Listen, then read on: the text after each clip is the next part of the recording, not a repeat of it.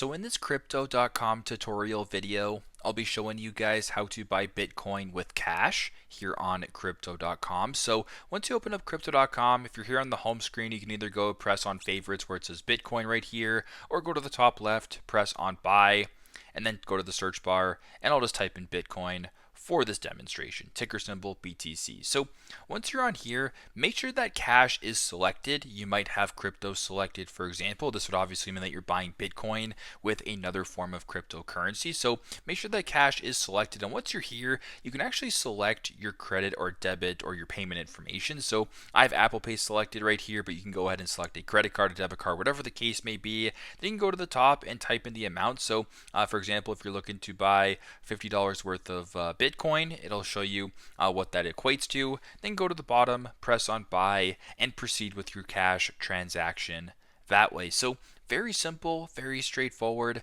This is how to buy Bitcoin with cash here on crypto.com. Thanks again for watching, and I hope this video helps.